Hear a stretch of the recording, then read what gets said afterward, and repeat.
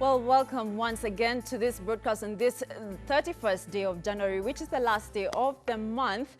My name is Diana Rachel Mbugua, our sign language interpreter. For tonight is Joyce Werimo. This is Hebrew Primetime News. Now, James NYORO has been sworn in as the third governor of the county government of Kiambu after Ferdinand Waititu was impeached by the Senate over gross misconduct. In his acceptance speech, NYORO assured Kiambu residents to continue with his transformative development agenda, urging former Governor Waititu to drop court cases and allow him develop the ailing county. Our reporter Jeff Haemba attended the swearing-in ceremony in Kiambu and filed the following story.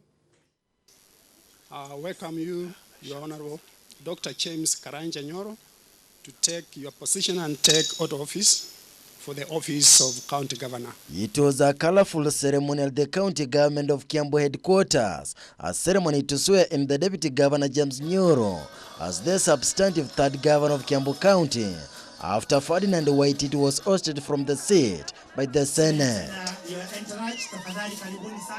Presiding over the ceremony, Justice John Onyego administered the oath-taking in the presence of Kiambu Chief Magistrate Patricia Gishoi. I, James Karanja NYORO, do swear that... In his acceptance speech, Governor James NYORO assured the residents of Kiambu to serve them with due diligence, urging the leaders to unite for the betterment of the development. The divisive politics we have had over the last 2 years or so, lack of accountability and utter mismanagement and privilege of public resources has made Kiambu a laughingstock in this country and the world over. It's now time to recover from the lost times and opportunities. Time for divisive politics, squabbles, antagonism, and poor leadership should now be behind us. Let us come together as county leaders to redeem the lost time and thereby restore Kiambu's lost glory.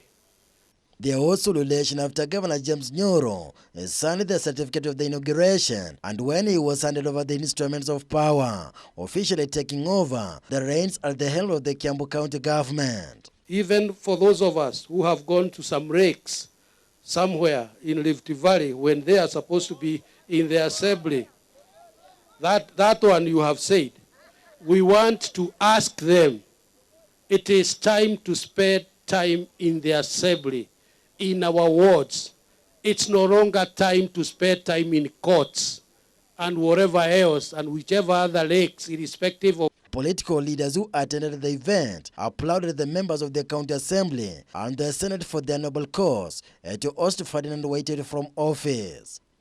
Out of the 12 members of the parliament from Kiambu County, only 3, led by Judy Njom of Kiambu, Simon Kingar of Ruiru, and Peter Mungai of Limuru, together with the women of Gathoni Mushomba, and then nominated Senator Isaac Maura, welcomed NYORO as the new governor.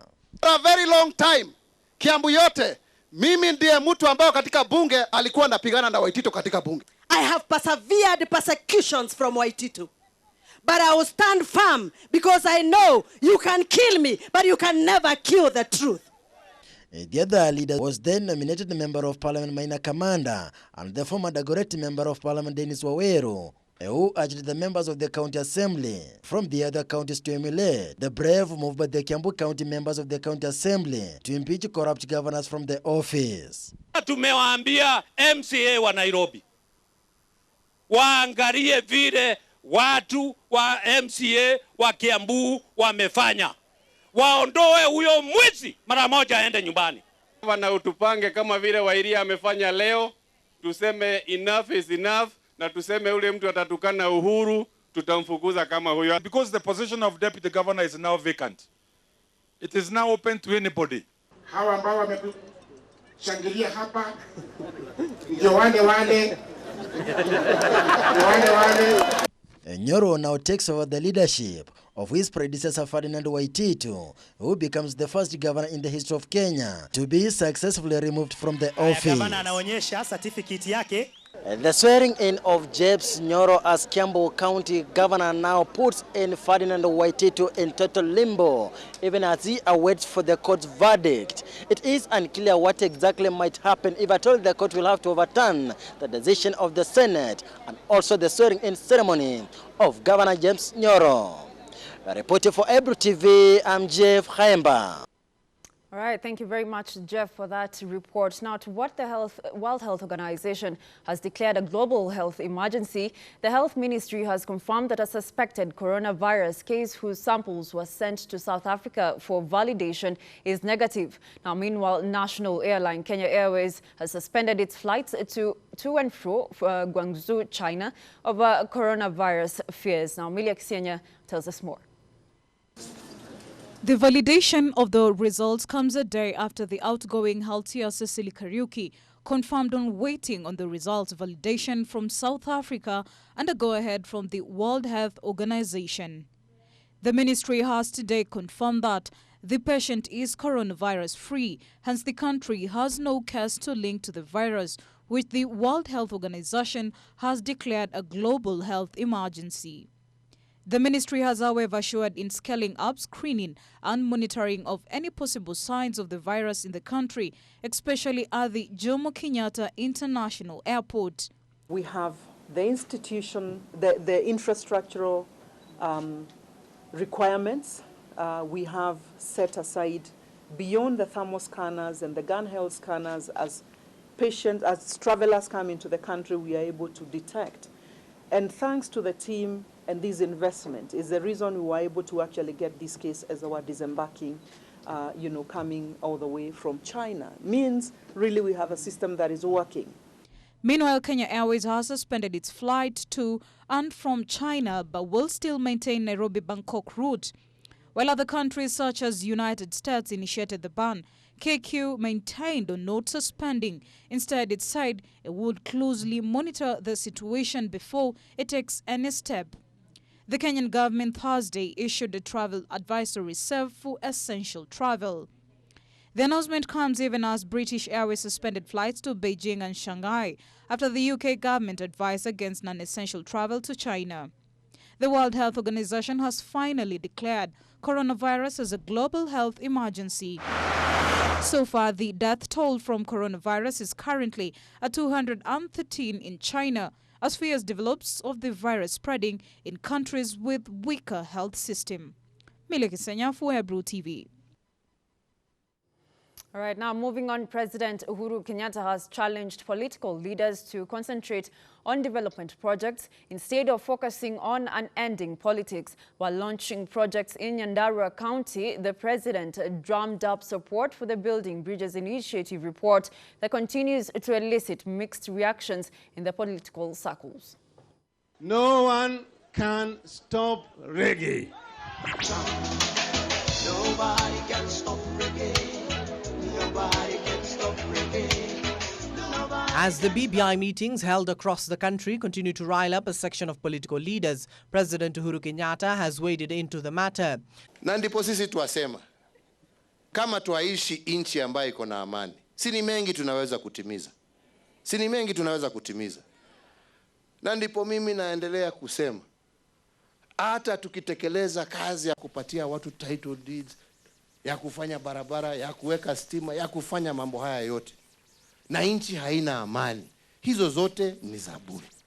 Kila mtu atoe maoni yake, na maoni, hakuna maoni superior kuliko maoni ingine. Kwamba sisi viongozi wa siasa tusitumie njia ya BBI ama mfumo wa BBI kupata yale yetu ya kibinafsi. The president urged by politicians who, according to him, are politicking instead of delivering their promises to the people they represent. The BBI debate continues to be a heated one among politicians. Sio kila siku kuamkia ni kuchocheana, ni kuongea maovu ya mwenzako na siasa hiyo mbaya. Kwa sababu mambo haya haisaidii mtu. Mambo haya yalete tu mgawanyiko na vita. We must have a balanced debate. It cannot be about leaders and positions only. It must be about ordinary people, their challenges their opportunities, their economy, and their future. Kama wewe umefanya mihula yako 2 ya governor, si uende nyumbani ama utafute kitu kingine? Mbona unataka ukae hapo? Mambo kama hayo ndio sisi tunasema hapana kwa hiyo BBI. The BBI meetings, spearheaded by ODM leader Raila Amolo Odinga, continue to be a bone of contention. Tunataka BBI ambayo inaongeza pesa kwa mfuko ya mwananchi, si ya kuongeza position ya wanasiasa.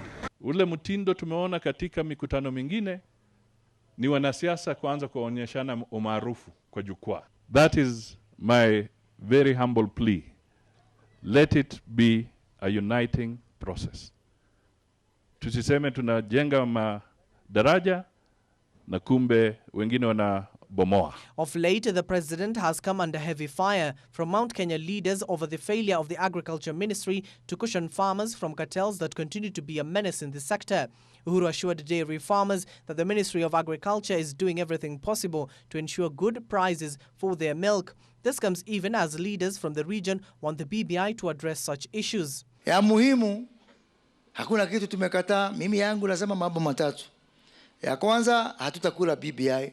Baada ya kuambiwa story ya BBI, tunataka chakula. Tunataka kazi. Tunataka kahawa. Tunataka majani chai. Tunataka maziwa. Abdiaziz Hashimi, Brew TV.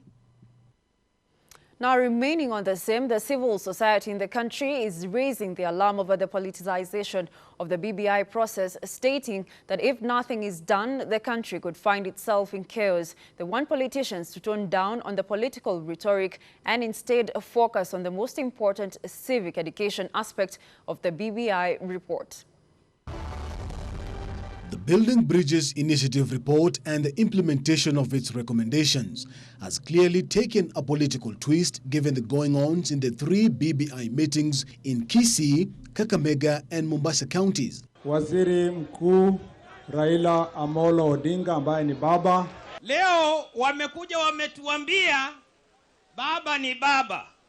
Lakini sijesikia wakiomba msamaha baba wakati walimuita muganga. Most often than not punctuated by wars of words, leading to increased political temperatures. Once again, political leaders and their immediate supporters seem to be setting the stage for conflict over the BBI report. That has caught the attention of the civil society organizations, which now accuse politicians of taking Kenyans for a ride. The net effect of these recent developments is to push the sovereign citizens of Kenya further away from the purported national conversation based on the BBI. Under the banner of the Civil Society Congress, the Referendum Debate Platform, or REDEP, says something must be done and fast, given that the current situation has all the markings of looming politically instigated violence. We think that the country is not going the right way. And the 2007-2008 violence is not very far off. It's just a few years behind us. They decry that inasmuch as there are pertinent issues facing Kenyans outlined in the BBI report, issues that are dear to Kenyans have also been pushed to the periphery. The political class has hijacked the process and made it about them without much thought on what Kenyans would want. It's like, having this huge representation at the county level, at the national level, the debt burden that is really now from this year going to consume a lot of our resources, living standards that are really going up every day. This declaration during the Mombasa meeting on Saturday last week. Creation of an upper coast region comprising of Kilifi County, Lamu County and Tana River counties. And creation of a lower coast region comprising of Taita Taveta County, Mombasa County and Kwale County. Also catching the attention of the body, which now claims that it is a ploy by 2 key politicians in the region to remain in power. From our deliberations in Mombasa, the 2 names that kept coming up are the governor of Mombasa and the governor of Kilifi. And even as the politicians continue with their wave of BBI meetings, with the Kitui chapter being slated for Saturday, the civil society now want the government to prioritize civic education on the report and its recommendations. We have consistently called for proper, non-partisan civic education on the BBI document and its proposals, and today we continue to do so. All right, let's move on to other stories now. Nairobi Governor Mike Sonko has reshuffled his cabinet. In a notice on Friday, Sonko reinstated Charles Kerich to the Lands Department and Mohamed Dagane to the Roads Department. Despite appeals from the Director of Public Prosecution, Nuruddin Haji, to Sonko on going against his bail terms, which barred him from executing his duty as a governor until a corruption case against him is heard and determined, Sonko has reshuffled his cabinet. Sonko kicked out Pauline Kahiga, who was serving at the Lands and Finance docket. Wilfred Gathangu has also been shown the door. She was the CEC for Agriculture. Charles Kerich and Mohamed Dagane have been reinstated to the Lands Department and to the Roads Department, respectively. Larry Mbugua, who was serving at the Devolution docket, has been moved to the Environment docket. Veska Kangogo has been serving a substantive CEC for Environment and acting for Health has been moved to the Devolution Department. Hitan Majevdia is now heading the Health Department. Newton Munene and Lucia Mulwa have remained in their respective dockets of ICT and Education, respectively. Sonko has nominated George Osewe for Trade and Karen Nyamu for the Agriculture docket. They are to be vetted by the County Assembly Committee before assuming office. Last year, the governor suspended 16 county officials following the tragedy at the Precious Talent Academy that killed 8 pupils. Sonko suspended the officials to pave way for investigations. This comes barely a day after he took to social media and shared a series of posts saying that the city was in a mess because he has been away from office. In another post, he said that he held an impromptu meeting with the NYS Council Chair General, retired Njuki Mwaniki, to try and find a solution. Sonko is facing charges of embezzling more than 357 million from the county government, including conspiracy to commit economic crime, willful failure to comply with the law, and conflict of interest. He was arrested late last year and charged in court, but is out on cash bail of 15 million. He was, however, barred from accessing his office for the duration of the trial. Busana Naman for Ebru TV. Now, moving on, the government has come under fire after the Treasury announced the new MBOGA tax, led by the Kenya Tuita Kayo movement, a social justice movement that aims to bring about a transformative change in Kenya. Traders believe the government is targeting its poorest citizens.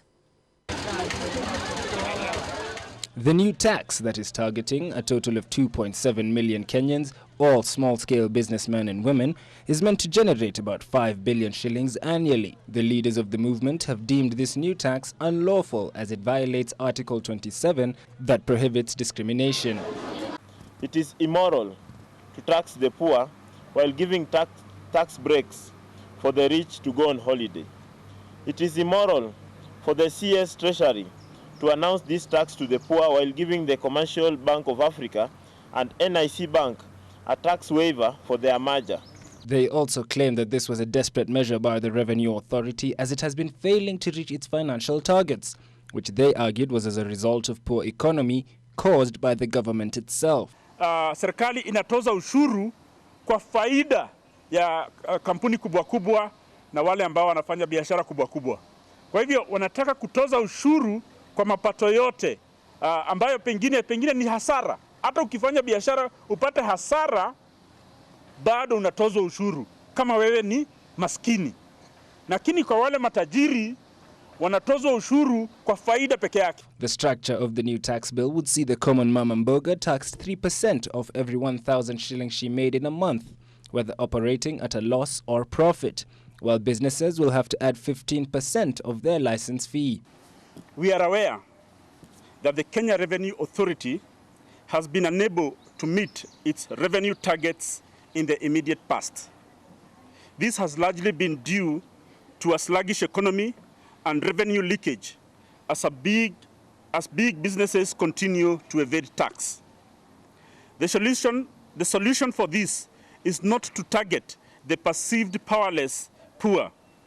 Even the poor have rights. Members of the movement have called upon the President and the Treasury Cabinet Secretary to halt the new tax bill and revise it. They also called on Kenyans to join them in fighting for their rights. On the President and the Cabinet Secretary for National Treasury to immediately halt and eventually repeal this tax measure immediately. We call on all Kenyans of goodwill to join us to petition the government in this foolhardy engagement. For Ebru News, I'm Musa Amir. Now, parents of two former KCPE candidates have been arrested in Elgeyo Marakwet for not taking their children to school. According to the officers, the parents of the boy had hidden the girl, who is currently 8 months pregnant. The boy, believed to be 18 years, has also refused to go to school. Speaking to the press, Elgeyo Marakwet County Commissioner Dr. Omar Ahmed said they received word from the education officials in the area that the children have not reported to school despite receiving admission letters to join Form 1. And then when we came here, we realized that msichana hata ameshaoleka, amewekwa kwa nyumba na mimba, ana miezi 8, yuko about kuzaa. Na tumepata wazazi fulani ambao wako hapa. Ni kesi ambayo ni complicated. Kuna issues ya defilement hapa, kuna issues ya kutopeleka mtoto shule. Na tulishangaa ni kwa nini wazazi wa kijana wamemweka huyu msichana hapa, kutoka kwao wakamtoa wakamweka hapa, na bila ya kufikiria kuripoti kwa huyu mtoto yuko hapa na ana shida fulani na jina shule. Omar says the parents will be charged with various offenses, especially the boy's parents, who have been hiding the girl believed to be underage. Tutawashika, tutahakikisha kuwa tutapeleka kotini na hatua itachukua, mkondo wa sheria utachukua nafasi yake. Kama vile mkondo wa sheria utachukua kwa hii nyumba ya leo, ijulikane mkondo wa sheria utachukua barabara yake popote pale within Elgeyo Marakwet. He has urged the parents in the county to speak to their children and offer the necessary guidance. Muko na kesi ya watoto wenu, mnaachilia, hamwapati counseling, hamwaelezi, wakifika age of puberty hamukai nao mkawaeleza, mnaachilia free.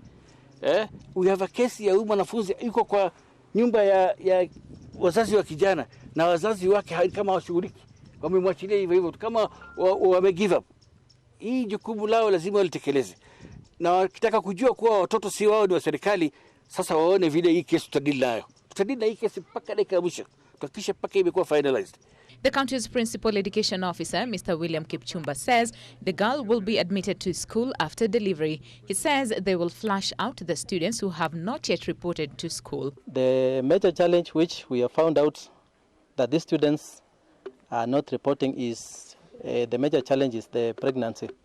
That is the major issue, and we are finding out, we are advising parents to take care of their children because at that tender age, the children are not ready to be parents. Kipchumba says Keio sub-county is on track to achieve the 100% transition to secondary schools with only 20 students still at home. The 100% transition to secondary school policy has seen Education CS Professor George Magoha launch a door-to-door campaign 2 weeks ago to trace students yet to report to Form 1 to actualize the 100% transition. This is after details emerged that over 40% of the candidates have not reported to school. Winnie Lubembe for Ebru TV. Now, remaining on the same note, national government administrative officers have until February 15, 2020 to complete their 100% transition from primary to secondary school education this year. Now, Interior Cabinet Secretary Dr. Fred Matiang'i has announced that the government, through the Ministry of Education, will thereafter conduct the final countrywide survey and headcount of last year's KCPE candidates and directed chiefs and assistant chiefs to be ready to account for the learners within their respective areas of jurisdiction. Sasa hakuna mtoto anatakiwa kuwa nje ya shule. These children, you are saying 276 of them, county commissioners, they must be found where they are and they must go to school. Chiefs who are here and assistant chiefs, nyinyi ndio mnajua hizi familia, you walk around the villages. You must go out and look for these children wherever they are. When we do the final count in March, because the president has directed that in the month of March, I mean to pay until mid-February, tukifika March, we will do now a countrywide survey and count. The chiefs and assistant chiefs who are here, let me be very honest with you. if we will find a child who is not in school in your location or sub-location, trust me, it will affect your presence in this job. Safari hatuna mchezo wa hii maneno. Chiefs and assistant chief, wewe ndio unajua hawa watu. You live with them. In a sub-location you can drive around. Familia hii, mtoto alifanya KCB yako wapi? Kwa nyumbani, pata mzazi analeta excuses, kamata huyo mzazi, mwambie hapana, watoto wanatakiwa shule. Mambo sina fees. Gavana ameniambia saa hii hata yeye mwenyewe ako na scholarship fund. Waheshimiwa wajumbe wa bunge wako na Mombasa High Court has ruled that 3 people accused of fraudulently obtaining 4.4 million shillings, contrary to Section 313 of Penal Code, has a case to answer. The 3 are suspected to have defrauded Anthony Mureithi Riungu 2,000 bags of 25 kilograms of long grain rice valued at 4.4 million shillings. Now, the 3 accused are Lilian Jerry Muigai, Peter Maina Mainge, and Mary Gaki. According to the court file proceedings, the trio were arrested on 21st May 2015 in their hideout in Nairobi by the CID officers. After the arrest, the accused were flown to Mombasa, where they were charged with obtaining money by false pretense. Kulikuwa kubainike kama hiyo kikundi chenyu kiko haramu katika High Court. According to the police charge sheet before Senior Magistrate Francis Kiambi, the court had that on 12 January 2015 at Shimanzi area in Mombasa County, Lilian Jerry Muigai, Peter Maina Maingi, and Mary Gaki jointly defrauded Anthony Mureithi Riungu 2,000 bags of 25 kilogram of long grain rice valued at 4.4 million shillings. The court had that the trio duped Anthony Mureithi by pretending that they were able to supply his rice order to Tuskys Supermarket Mombasa Road branch in Nairobi. The matter had been reported at Central Police Station in Mombasa, and during the investigations to trace 3 suspects, investigation officers from Mombasa Central Police Station together with CID officers from Nairobi were able to trace and arrest Peter Maina Maingi, the driver of the Canter lorry that ferried the goods from Mombasa to Nairobi. While testifying, an employee of Family Bank said Lilian Jerry Muigai had approached the bank for a loan of 4.4 million, but after investigation she was denied the loan because she did not meet the requirements. The Family Bank employee revealed that the local purchasing order documents presented by Lilian Jerry Muigai to the bank were alleged to have come from Tuskys Supermarket but were found to be fake by the banks, thus denying the accused loan. The forged documents are being tabled as evidence in the court. Abdez Hashimi, Brew TV. First Lady Margaret Kenyatta has called for concerted efforts to eliminate cervical cancer in Kenya by 2030. Speaking in Nairobi when she launched a cervical cancer advocacy guide developed to empower and sensitize communities on cervical cancer prevention, the First Lady urged partners to work together and identify effective ways to increase women voluntary participation in cervical cancer prevention programs. In Kenya, cervical cancer is ranked as the most common cancer among women, with about 4,802 new cases being diagnosed annually and approximately 2,451 lives lost to it. The guide outlines key steps for advocacy to eliminate cervical cancer that include the use of evidence to frame the agenda, identification of instruments for community engagement, and resource mobilization. Africa's capacity to detect, diagnose, and treat all forms of cancer has been challenged. Health systems have remained heavily focused on competing priorities of infectious diseases, including HIV, tuberculosis, and malaria. Research has indicated that the current trends in new cancer cases and related deaths has identified risks that affect women more than any other. Renewing her commitment in the fight against cervical cancer, the First Lady emphasized the need to scale up prevention through vaccination and screening, as the disease is treatable with 100% recovery if detected early. National and county governments have also enhanced county chemotherapy centers, Radiotherapy facilities now exist in Mombasa, Nakuru, Garissa, Kisii, and the newly established Kenyatta University Teaching, Research, and Referral Hospital. All these efforts improve service delivery for cervical cancer screening, prevention, and treatment. Although cervical cancer is curable, records show that in the country, 9 women die from cervical cancer daily, making the disease the leading cancer strain among Kenyan women. Other speakers included World Health Organization representative Dr. Rudy Eggers and Kisumu County First Lady Mrs. Dorothy Nyong'o, who spoke on behalf of the Kenya Network of Cancer Organizations and commended the Ministry of Health for launching the human papillomavirus vaccine, a campaign she termed as a significant stride in cervical cancer prevention. The advocacy guide, the first of its kind, was formulated by the Ministry of Health and partners, including the National Cancer Control Program, Stop Cervical Cancer Initiative, Office of the First Lady, and Beyond Zero Initiative, among others. This comes at a time when Kenya joins the rest of the world to mark the World Cancer Day on February 4th. Winnie Lubembe for Ebru TV. Well, on this note, this is where I take a very, very short break, but we'll be right back with more news from the business world. Stay with me. All right, welcome back to the broadcast. Let's just take a look at some of the news making headlines in the world of business. The government is leveraging on the internet explosion to create unique opportunities for many youths to innovate and provide solutions to stem the rising unemployment levels in the country. Principal Secretary, State Department for Broadcasting and Telecommunication, Esther Koimet, has said. Now, Koimet says that through the Ajira Digital Program, the government will train and equip the youth with skills and knowledge to take advantage of the growth of linkage platforms for goods and services, which will provide numerous opportunities to create outsourced jobs for a large and diverse group of young people. The government has created a unique opportunity for many of you to innovate and provide solutions to stem the ever-rising unemployment levels in the country. Growth of linkage platforms for services and goods will provide numerous opportunities to create outsourced jobs for large and diverse groups of young people. The guidelines for the Ajira Digital Program interns are clear on the roles and responsibilities the beneficiaries have to have at hand.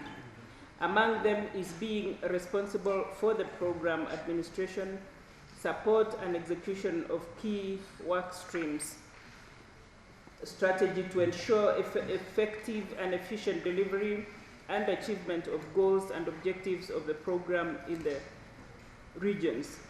Now, Kenyan business leaders are cautiously optimistic about deeper economic ties with the United Kingdom, even as it formally detaches itself from the European Union. After nearly 4 years of politicking, haggling and delays that cost the political careers of 2 prime ministers, the United Kingdom, Kenya's 4th largest trading partner, leaves the EU indicating momentous changes in the way it relates not just with the rest of Europe, but Kenya. Though there will be no immediate changes according to experts, Brexit holds many opportunities and risks for Kenya, as the UK will have to renegotiate various deals during the transition period that lasts until the end of the year. During the transition period, Britain will remain in the EU single market and customs union to allow for fresh negotiations for the bloc. Britain was the 5th biggest destination of Kenyan goods in the period to November last year, behind Uganda 49.36 billion shillings, the United States 46.4 billion shillings, Netherlands 42 billion shillings, and Pakistan, which stood at 4th place after importing Kenyan goods worth 41.1 billion shillings.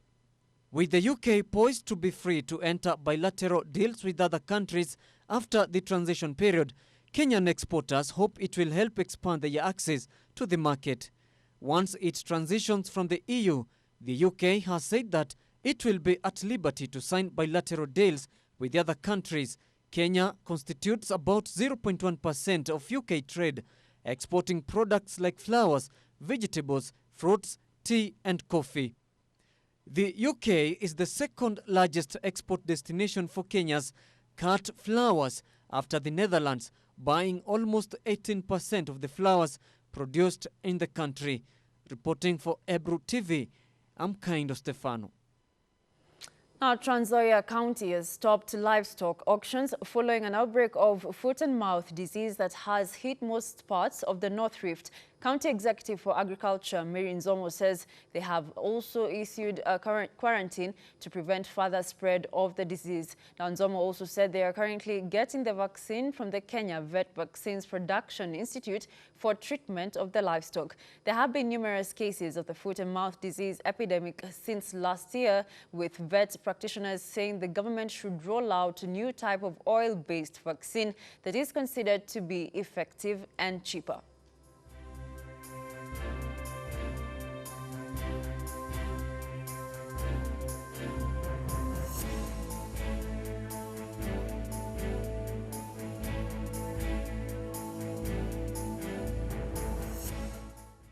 Now let's cross our borders to Nigeria, where Nigerian twin girls conjoined at the chest and abdomen are now living normal lives weeks after being successfully separated at the state-owned National Hospital.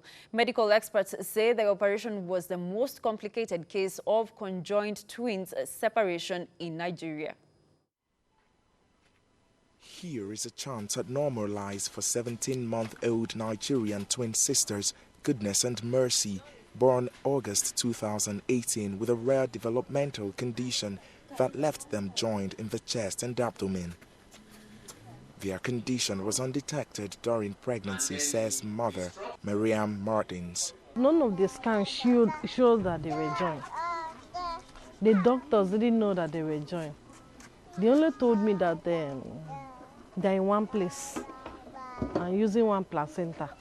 The girls were referred to the state-owned National Hospital from the medical center here in Nasarawa, where they were born through a cesarean section. At the National Hospital, pediatricians and medical experts studied and nurtured them for a year before planning their separation. During that period, Mariam says coming home without her babies was not easy.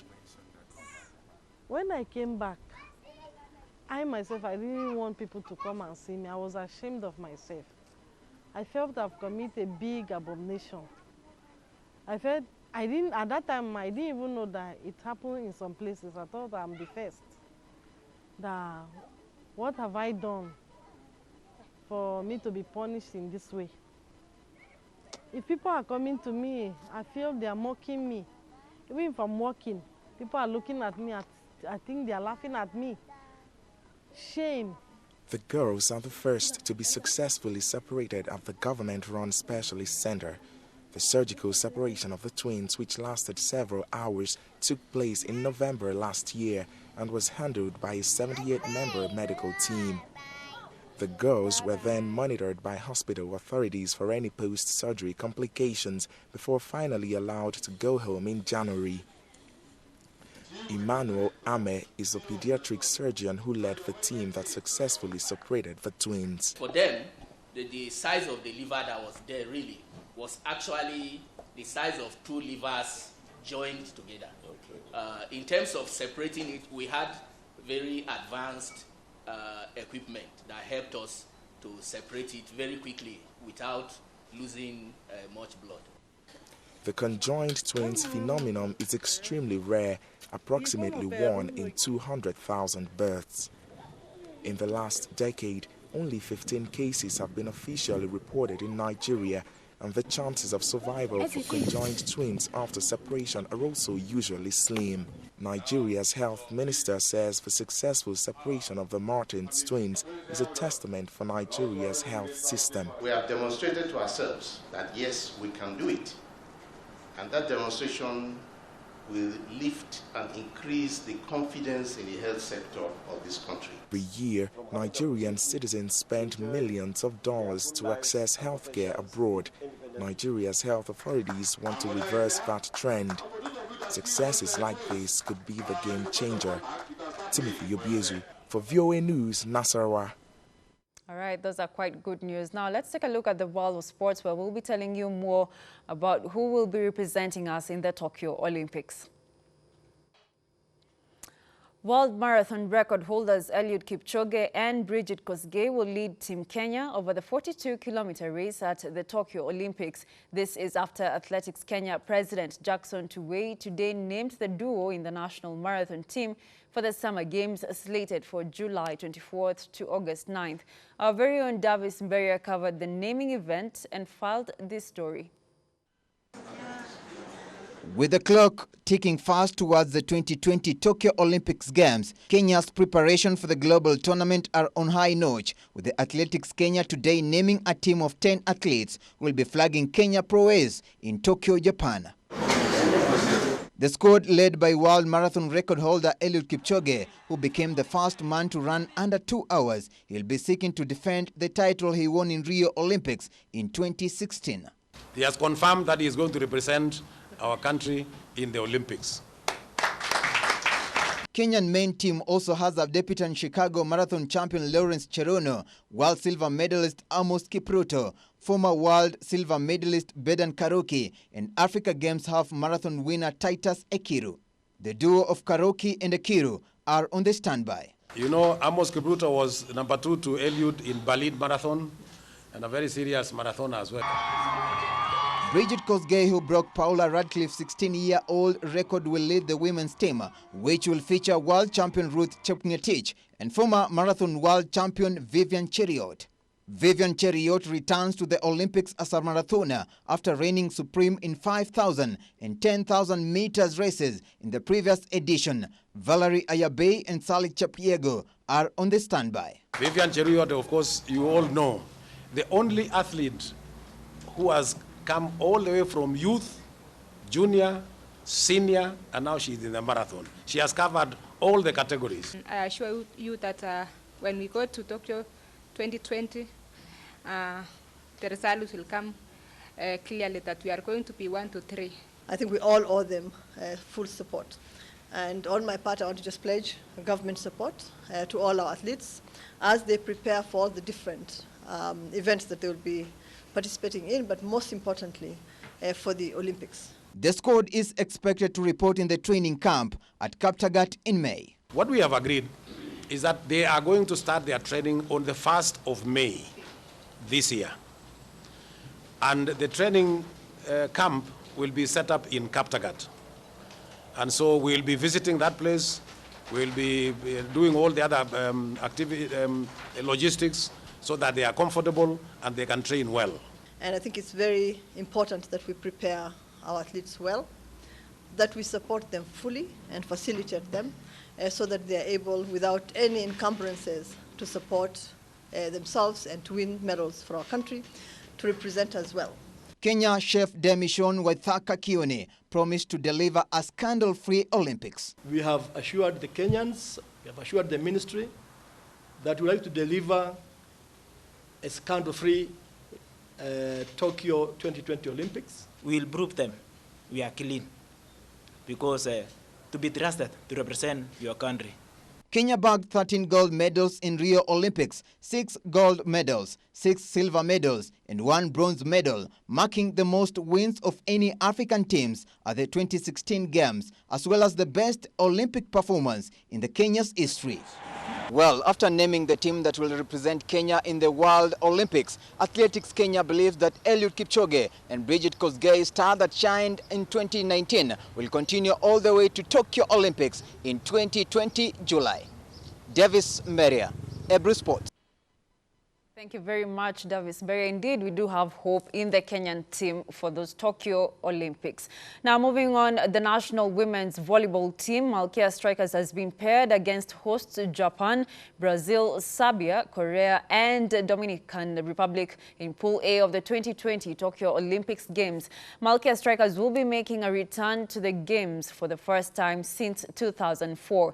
Paul Bitok, Malkia Strikers will be eyeing to make a mark at the global event by winning their maiden match at their third appearance. Kenya's fiercest opponents are Serbia, who are the reigning world and European champions, and 2016 Olympic silver medalists. Brazil are two-time Olympic champions and hosts, who have also clinched the title in 2 different times.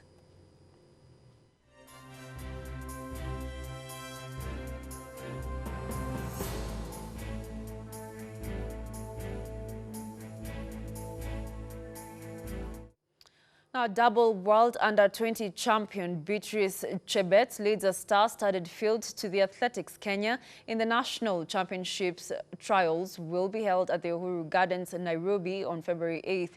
Athletics Kenya will select a team to the rescheduled Africa Cross Country Championships in Lome, Togo on April 8th. The continental event was earlier set for March 1st but was delayed due to the Togolese national elections set for February 22nd. Anna Sisho, Sharon Chepkemei, Diana Chepkorir, Teresa Cherotich, Iska Chelangat and Magdalene Cherono are expected in the junior women's race, where Nairobi seeks to extend their long-standing accolade of churning out age category runners. The National Cross Country Championships has been boosted by 8 million Kenya shillings from one of the lottery companies in Kenya. It has been a strategic partnership for us because we've been able to nurture and grow the sports talent and actually emphasize to the youth that sports is an economic viable activity where they get to earn a living as they represent the nation. Now, FIFA has cancelled a planned meeting with Kenyan officials in its Zurich headquarters, where talks would have centered on the upcoming Football Kenya Federation elections. Now, FKF officials, representatives from the Ministry of Sports and Sports Disputes Tribunal were part of the delegation that had been invited to the meeting. Following a successful meeting between the Federation and CS Samina Mohammed, the two parties have agreed on all the issues that FIFA wanted to be amicably addressed. FIFA had needed assurance that the rerun elections would be conducted by end of March. FIFA is actually monitoring the situation to ensure that the compliance of this decision by the FKF is done, and also in a reasonable amount of time.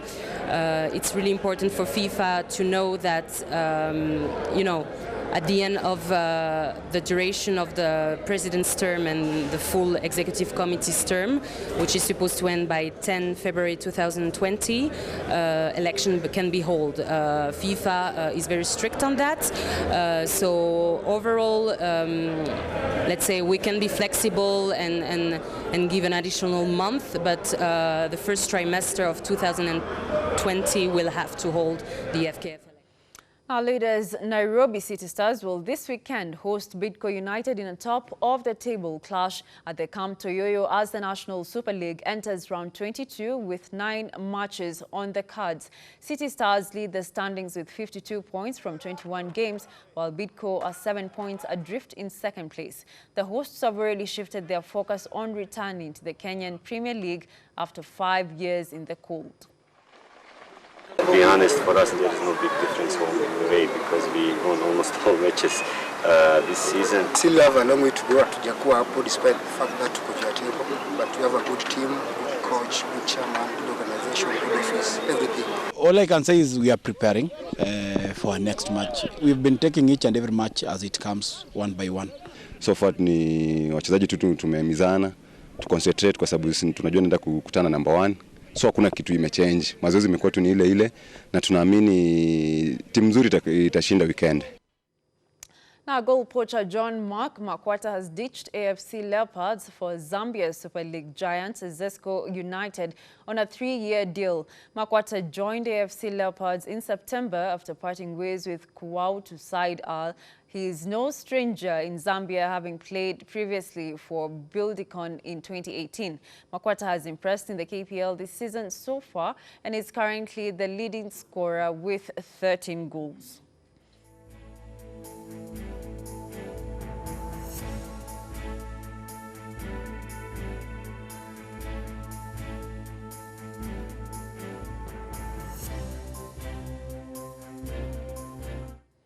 Now to some golf, Muthaiga Golf Club's pro golfer Greg Snow and Mumia's based hard hitter Dismas Indiza have expressed a lot of confidence that they will qualify for the 2020 Magical Kenya Open with impressive performance from the ongoing Safari Tour Golf Series. Snow and Indiza currently hold the top 2 positions of the 2019-2020 Safari Tour Golf Series ranking respectively. Now the duo are making final touches to their preparations ahead of the 10th leg of the Safari Tour, the Kitante Open, to be held at the Uganda Golf Club from 12th to 15th of February.